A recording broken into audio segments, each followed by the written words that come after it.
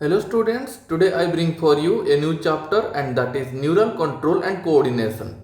It is an important chapter of class 11th biology and in this chapter we are going to cover important topics like neural system, human neural system, neuron as structural and functional unit of neural system and central neural system.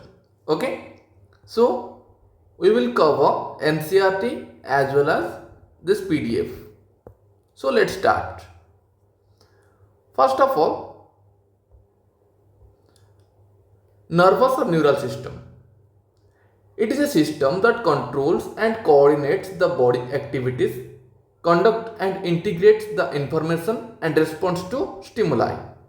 It includes brain, spinal cord and nerves. It is made up of specialized cells known as neurons. We all familiar with the term neuron, that is a nerve cell. Okay, brain, nerves and spinal cord. Next one, neuron is the structural and functional unit of nervous system. It has three main parts: cell body or cyton, dendron and axon. Coming to structure of neuron, first of all, cell body or cyton. It contains cytoplasm, cell organelles and Nissls granules or granular bodies. You can see in this diagram, here it is the cell body, this portion or cyton it is called. It have cytoplasm and cell organelles present inside and Nissls granules or granular body. You can see it is labeled here. Okay. Next, dendron, short fibers that project out of the cell body. Sub-branches of dendrons are called dendrites. They transmit impulses towards the cell body. Here you can see dendrites are also labeled here, dendrites. These are the sub-branches of dendron and they transmit impulses towards the cell body. Remember, they transmit impulses towards the cell body. Next one, axon, that is nerve fiber. A long fiber which transmit impulses away from the cell body, that is called axon. Here it is labeled here, axon. The branching of axon is called axonite. The branching of axon is called axonite. Each axonite ends as a bulb-like structure called synaptic knob. Each axonite ends as a bulb-like structure that is called synaptic knob. These are the synaptic knob you can see. Okay. Next, types of neuron. Neurons are three types: multipolar neuron, that is one axon and two or more dendrons found in the cerebral cortex. One axon and here this one axon and two or more dendrons where it is found? It is found in the cerebral cortex. Second one, bipolar neuron, where you can found one axon and one dendron.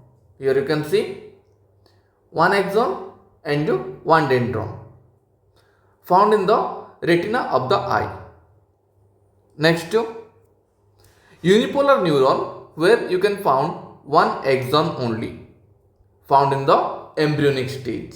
Here you can see one axon only, and where it is found? It is found in the embryonic stage of the development. Coming to types of neuron, there are two different type of neurons are there. One is your myelinated types of axon. There are two different type of axons are there. One is myelinated axon and second is non-myelinated axon. First of all, see myelinated axon. It is enveloped with Schwann cells which form a myelin sheath around the axon. Here you can see in this diagram, myelin sheath and it is enveloped with the Schwann cells. Schwann cell enveloping it. Okay. found in spinal cord and cranial nerves. Where it is found? It is found in the spinal and cranial nerves. White colored area formed of myelin nerve fiber is called white matter. White colored area that are formed of myelinated nerve fibers is called white matter. And gaps between two adjacent myelin sheaths are called nodes of Ranvier.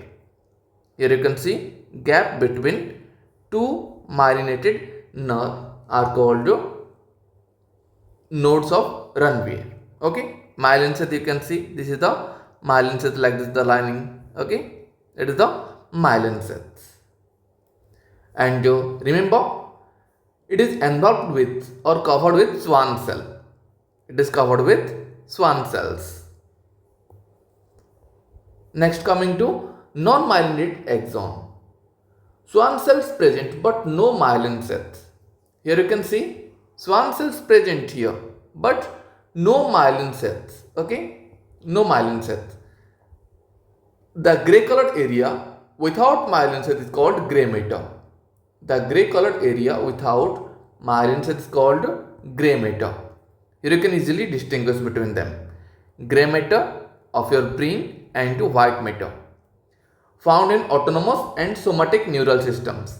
Found in autonomous and somatic neural systems. Generation of conduction of nerve impulses. Before starting this topic, let's see what your NCERT says. Here. As you know, the functions of the organs or organ system in our body must be coordinated to maintain homeostasis.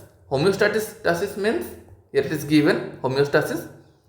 It is a mechanism that maintains a stable internal environment despite the changes present in the external environment.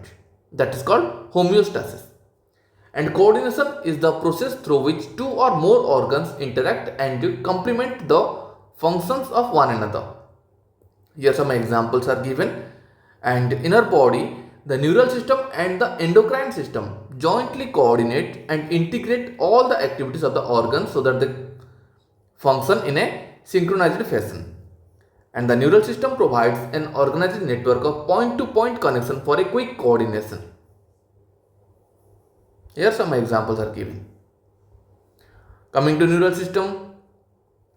Neural system of all animals is composed of highly specialized cells called neurons, which can detect, receive and transmit different kinds of stimuli. The neural organization is very simple in lower invertebrates. For example, in Hydra, it is composed of a network of neurons. The neural system is better organized in insects, where a brain is present along with a number of ganglia and neural tissue. And the vertebrates have a more developed neural system. Coming to human neural system, in human neural system it divided into two parts. One is your central nervous system, central neural system CNS, and peripheral neural system PNS. Okay, the CNS includes brain and spinal cord and is the site of information processing and control. The PNS comprises of all the nerves of the body associated with the CNS, that is brain and spinal cord. The nerve fiber of the PNS are of two types, afferent fiber, efferent fiber. This topic we will see in the PDF with a proper diagram afterwards. Okay, just remember in your NCERT, see the NCERT. The PNS are of two types. The afferent nerve fiber transmit impulses from tissue or organ to the CNS, and the efferent fibers transmit regulatory impulses from the CNS to the concerned peripheral tissue or organs. Again, the PNS is divided into two divisions called somatic neural system and autonomic neural system. The somatic neural system relay impulses from the CNS to skeletal muscles, while the autonomic neural system transmit impulses from the CNS to the involuntary organs and the smooth muscles of the body. Again, the autonomic neural system is further classified into sympathetic neural system and parasympathetic neural system. Coming to visceral nervous system is the part of the peripheral nervous system that comprises the whole complex of nerves, fibers, ganglia and plexus. by which impulses travel from the central nervous system to the viscera and from the viscera to the central nervous system. And the VNS or visceral nervous system, it controls involuntary functions like heart rate, breathing, digestion and reflex actions like coughing and vomiting, etc. Coming to neuron as a structure and functional unit of neural system, it is a microscopic structure composed of three major parts, namely cell body, dendrites and axon. The cell body contains cytoplasm with typical cell organelles and certain granular bodies that are called Nissel's granule. Short fibers which are branched repeatedly and project out of the cell body also contains Nissel's granule and are called dendrites. See, the diagram is there. The fiber transmit impulses towards the cell body, that is dendrites. The fibers transmit impulses towards the cell body. Okay. From other neuron, here another neuron is there. Okay. So from here they transmit to the cell body and then it goes like this. The axon is a long fiber, the distal end of which is branched. Each branch terminates as a bulb-like structure called synaptic nerve, which possesses synaptic vesicle, contains chemicals like neurotransmitters. The synaptic nerve, then it contains some neurotransmitters. Okay. One is you are familiar with in the previous chapter, and that is acetylcholine. The axon transmit nerve impulses away from the cell body to a synapse or to a neuromuscular junction. Based on the number of axons and dendrites, neurons are divided into three types: multipolar with one axon and two or more dendrites found in cerebral cortex. Remember the term, questions are asked where one can find multipolar axons. Now it is found in the cerebral cortex. Bipolar with one axon and one dendrite, it is found in the retina of eye. And unipolar, where cell body with one axon only, found usually in the embryonic stage.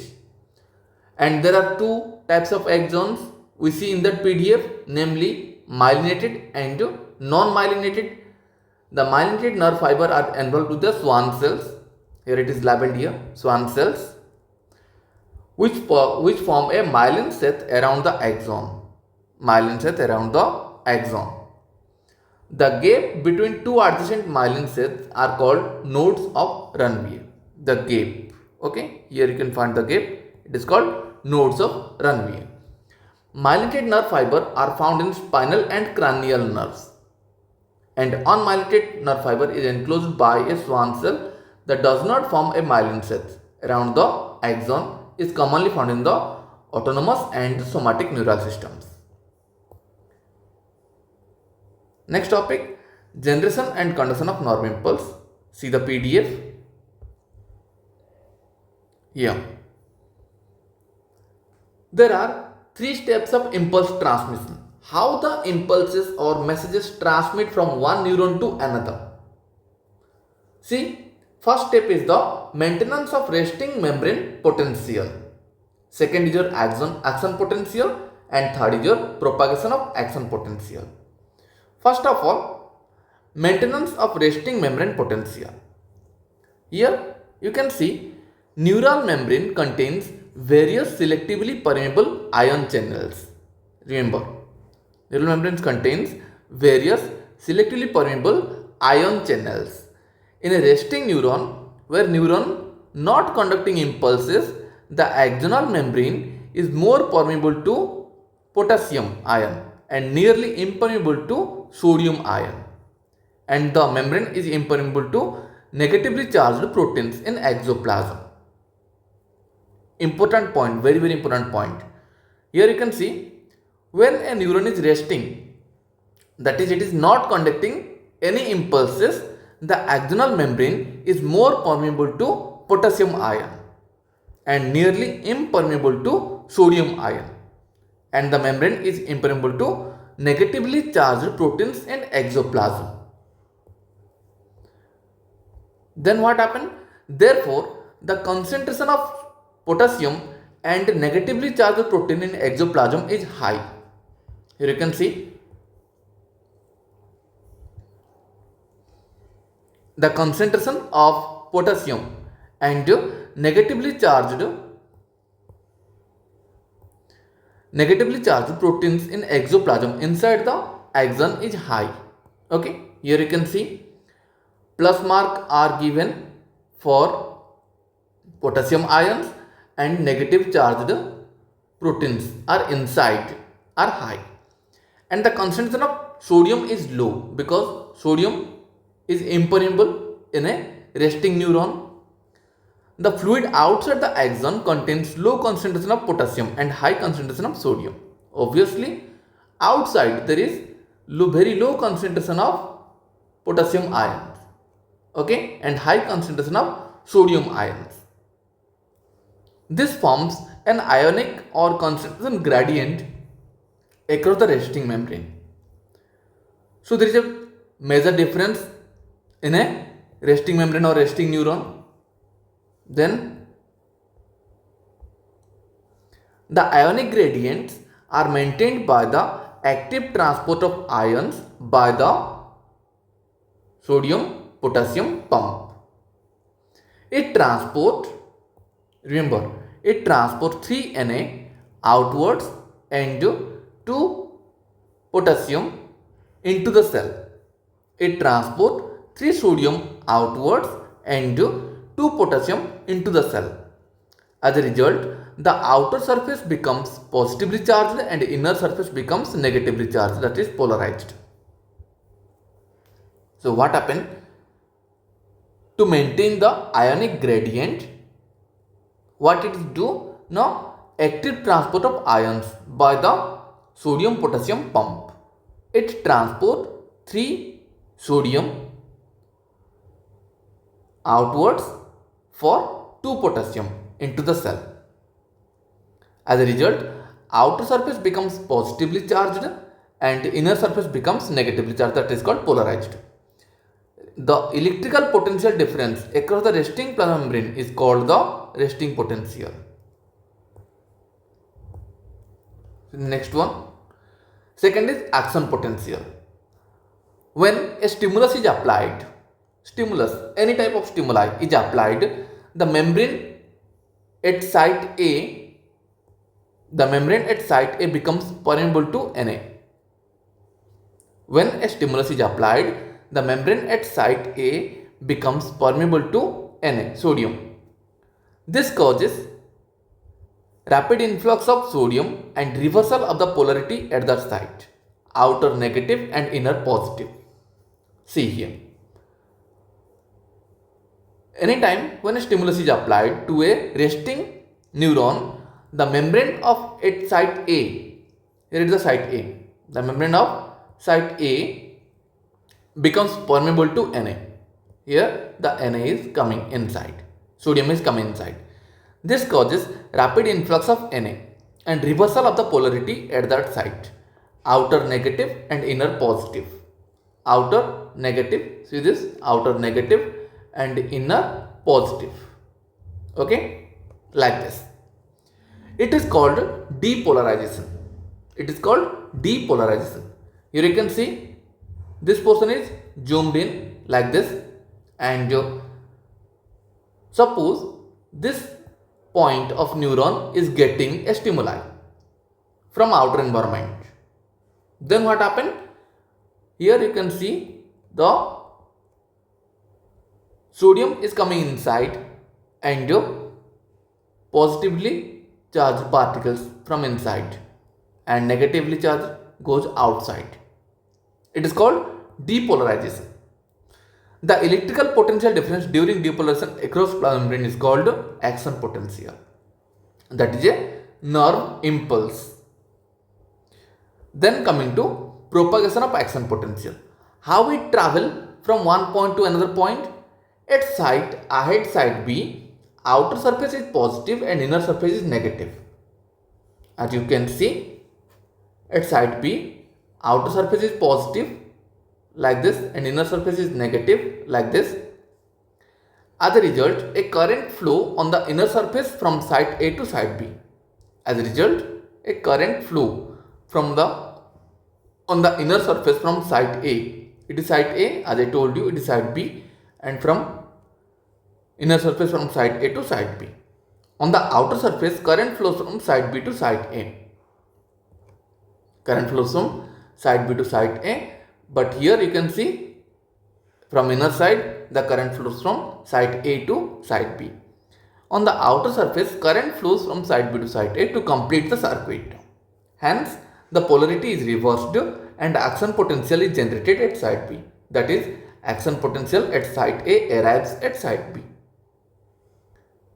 And like this, the impulse is propagated or travelled afterward. The sequence is repeated along the axon and the impulse is conducted. The rise in permeability to sodium is extremely short-lived. It is quickly followed by a rise in permeability to potassium. Immediately, potassium diffuses outside the membrane and restores the resting membrane. Thus, the fibers become ready for further stimulation. Here in this diagram, you can see. It is the plasma membrane of axon. It is the outside of the axon and it is the inside of the axon. Okay. In a resting neuron, remember the first point. It is the third one. Okay. Remember the first one. What happened? In a resting neuron,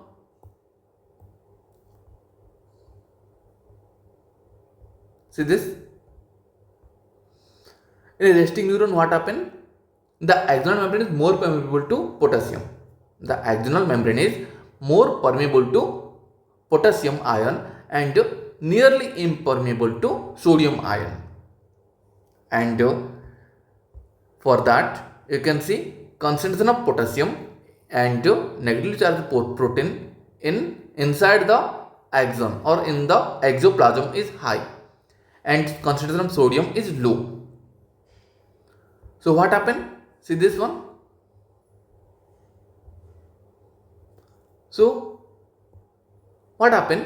Now when an impulse is arrived, when the impulse is conducted,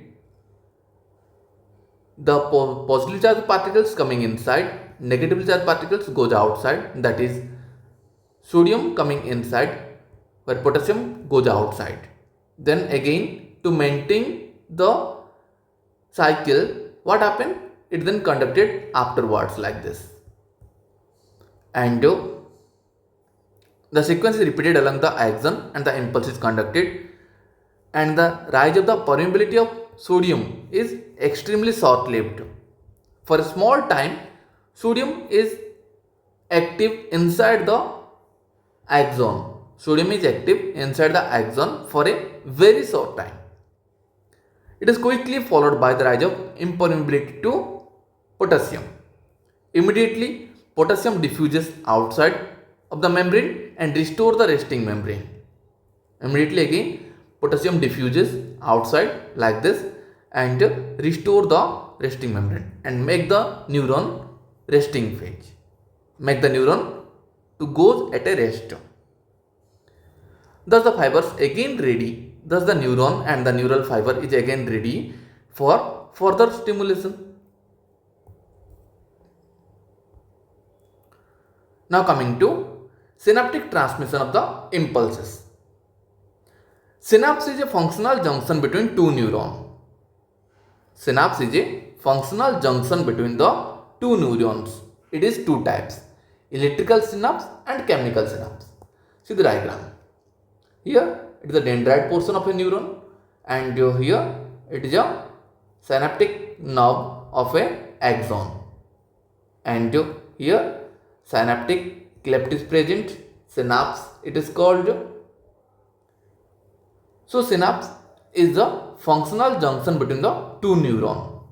It is another neuron. The yellow portion is the another neuron and the orange one is the another neuron, and between them synapse is there. So synapse is two types, electrical synapse and chemical synapse. Coming to electrical synapse. electrical synapse. In this, the membrane of pre and post synaptic neuron are in close proximity. In this, the membrane of pre and post synaptic neuron are close proximity. So, impulse transmission is similar to the transmission along an axon. Impulse transmission is faster than in chemical synapse. Electrical synapses are very rare in human system. Here you can see gap junction is there, postsynaptic neuron is there, and again here the presynaptic neuron, mitochondrion, cytoplasm, microtubules. Chemical synapse, in this there is a fluid filled space, that is synaptic cleft, between the presynaptic neuron and postsynaptic neuron. The presynaptic region have swelling called synaptic knob or buttons. They are contain synaptic vesicles filled with neurotransmitters. Either it is acetylcholine or adrenaline. Here see the diagram. It is a axon. It is the axon terminal, synaptic vesicles, presynaptic membrane, synaptic cleft, postsynaptic membrane. All three are called synapse, and receptors are there. These are the yellow portions are the neurotransmitters. Either it is acetylcholine or adrenaline. Here, impulse reaches at the axon terminal. Impulse reaches at the axon terminal. Then it goes to synaptic vesicle, binds on the plasma membrane. Then it release of neurotransmitter. Then it diffuse across the synaptic cleft. Then combine with the receptors on the postsynaptic membrane, and then opening of ion channel allowing entry of ions and generate action potential. This action potential may be excitatory or inhibitory.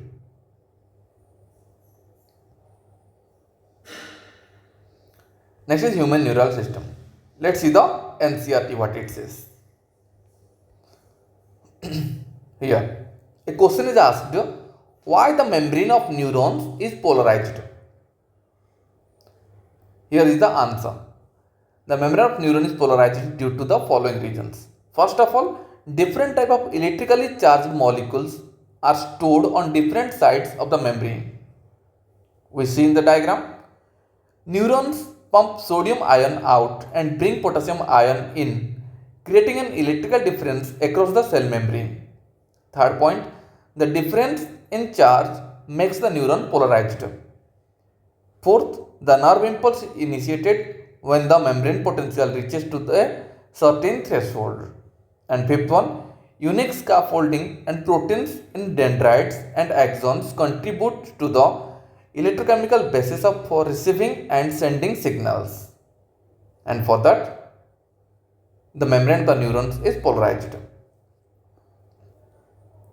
Here the same points are given. Sodium potassium pumps which transport 3 sodium outwards for 2 potassium into the cell. Here the diagram is there, you can see. The electrical potential difference across the resting plasma membrane is called the resting potential. And then the electrical potential difference across the plasma membrane at the site A is called the action potential.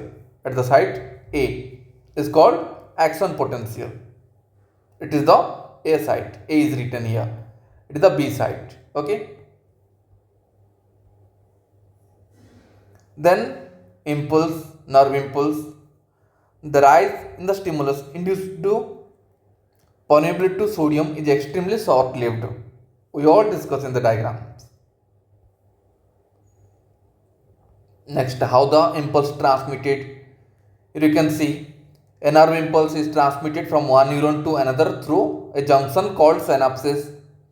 A synapse is formed by membranes of a presynaptic neuron and a postsynaptic neuron, and there is a gap is called synaptic cleft. Two types of synapses are there, electrical synapse and chemical synapse. The membranes of pre and post synaptic neuron are in very close proximity. Electrical impulses, electrical synapse is always faster than across the chemical synapse. It is very rare in our system. And here you can see a fluid filled space is there, that is called synaptic cleft. See the diagram. Same diagram is there which we discussed previously. Now coming to human neural system. See the PDF. Human neural system. Here you can see it is of two types: central neural system CNS and peripheral neural system PNS.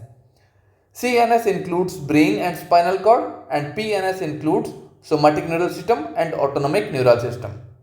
First of all, brain. It is protected in a cranial cavity, cranium. It has three-layered connective tissue membrane called cranial meninges.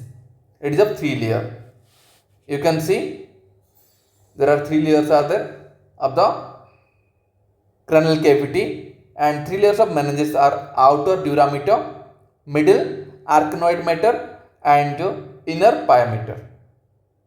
There are three layers of connective tissue membranes that are called cranial meninges. The subarachnoid space, that is space between the pia mater and arachnoid mater, is filled with cerebrospinal fluid CSF. The ventricles of brains are also filled with CSF, cerebrospinal fluid. Next, brain has three divisions: forebrain, prosencephalon; midbrain, also called mesencephalon; and hindbrain called rhombencephalon. Here you can see forebrain, which have cerebrum, thalamus, hypothalamus; midbrain and hindbrain, which have pons, medulla oblongata, cerebellum. Forebrain or prosencephalon. It is the anterior part. It consists of cerebrum, diencephalon, that is thalamus, and hypothalamus. Coming to cerebrum, it is the largest part of the brain. It has two cerebral hemispheres, right and left, held together by a tract of nerve fiber that is called corpus callosum. So here cerebrum is the largest part, two cerebral hemispheres, right and left, and they are held together by a tract of nerve fiber that is called corpus callosum. It is the corpus callosum. Okay, labadia, corpus callosum. Here is the right hemisphere. It is the right hemisphere. It is the left hemisphere. Corpus callosum, remember. Next, outer part of cerebrum is called cerebral cortex. Outer part is called cerebral cortex. It has convolutions and depressions and is formed of gray matter. The outer side of the brain is formed of gray matter. It has convolutions, means like this, and depressions like this. Okay. Grey color is due to the presence of neuron cell bodies. Inner part is formed of white matter. Inner part is formed of white matter, you can see, and the outer part is made up of grey matter.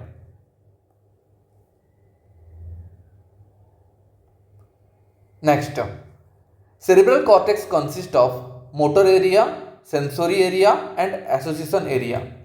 First of all, motor area.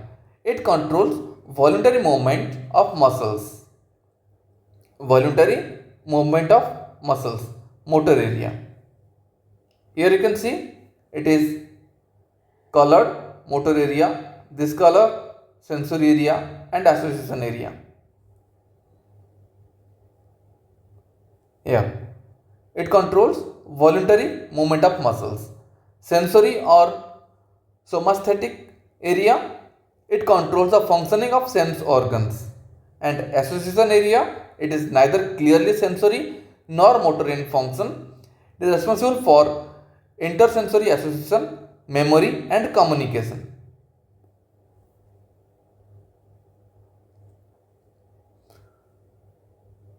Here you can see integrated activities of different centers of cerebral cortex controls intelligence, memory, judgment, learning, thinking and articulate speech.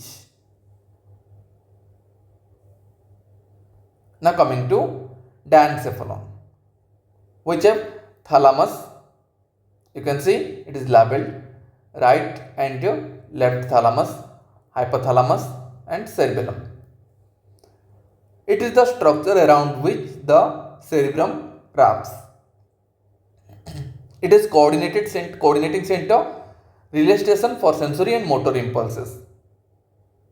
So where relay neurons are present in the thalamus, right and left side. Next is diencephalon. Hypothalamus, here seen below the thalamus is hypothalamus is there. Hypothalamus again labeled here. Hypothalamus function, it regulates temperature, thirst, hunger and emotion. It secretes hypothalamic hormones. It controls pituitary gland. It controls sleep, wakefulness, blood pressure and heart rate.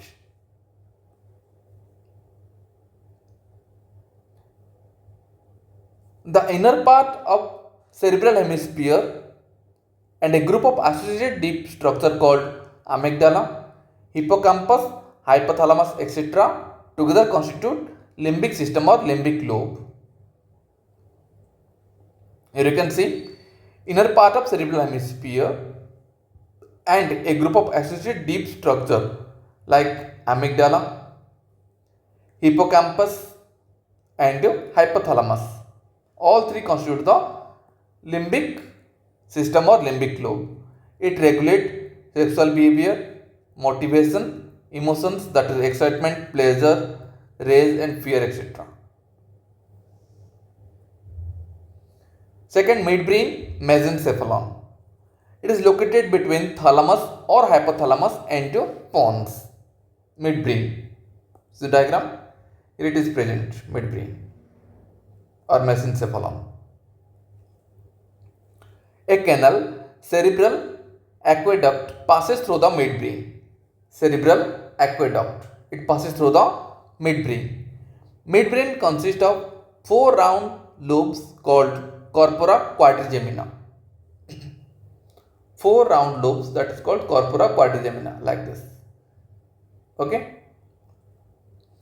Their anterior pair is the center of visual reflexes and the posterior pair is the center of auditory reflex.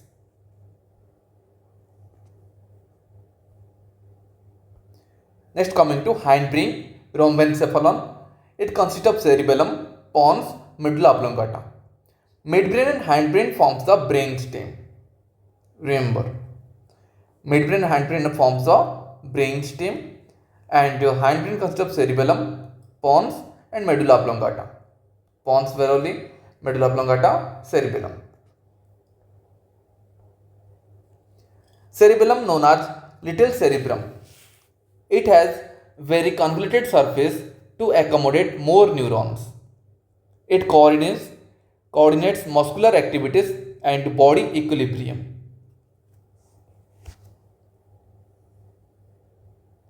Pons veroli. It consists of fibers tracts that interconnect different regions of the brain. It coordinates the activities of eye and ear and regulates respiration. Coming to medulla oblongata, it connected to spinal cord.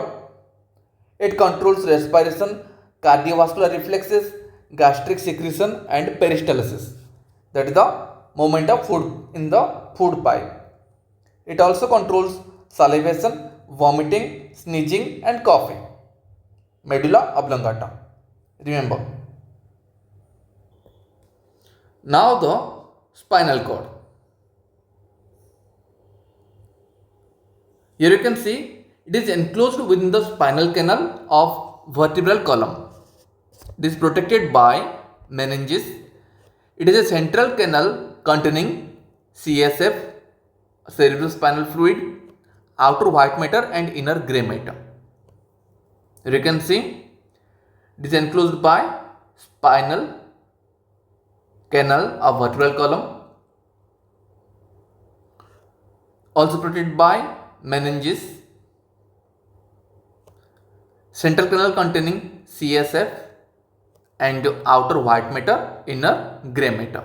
Function: conduction of impulses to and from the brain, center of spinal reflexes. Next, coming to peripheral neural system, PNS, it includes cranial nerve and spinal nerve. Here the names are given, no need to remember, just for your extra studies. Okay. Nerve fiber of PNS are two types: afferent fiber, efferent fibers. We already seen in the NCERT. Afferent or sensory fiber, it carry impulses from sense organ to CNS. And efferent or motor fiber, it carry impulses from CNS to muscles and glands. It has two divisions: somatic neural system and autonomic neural system. Coming to somatic neural system, it relay impulses from the CNS to skeletal muscles. And coming to autonomic neural system, it transmits impulses from CNS to involuntary organs and smooth muscles. And it is also the autonomic nervous neural system also have two parts: sympathetic nerve and parasympathetic nerve.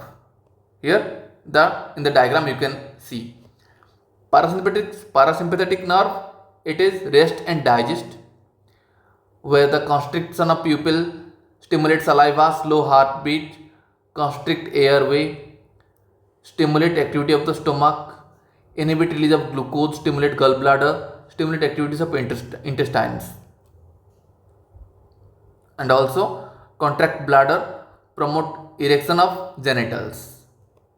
And coming to sympathetic nerve, fight or flight, dilate pupils, opposite work, inhibit salivation, increase heartbeat, relax airways, inhibit activity of stomach, stimulate release of glucose, inhibit gallbladder, inhibit activities of intestine, secrete epinephrine and norepinephrine, it relaxes bladder, promote ejaculation and vaginal contraction. Here, sympathetic system, it prepare body to cope with emergencies, stress and danger. It increase heartbeat, breathing rate, constrict arteries and elevate blood pressure. Parasympathetic nerve system, it returns the body to a resting state after stressful situation and slow down the heartbeat, dilate arteries and lower the blood pressure, etc. Here, visceral nervous system is the part of the PNS, as I told you, and it controls involuntary functions like heart rate, breathing, digestion and reflex actions like coughing and vomiting.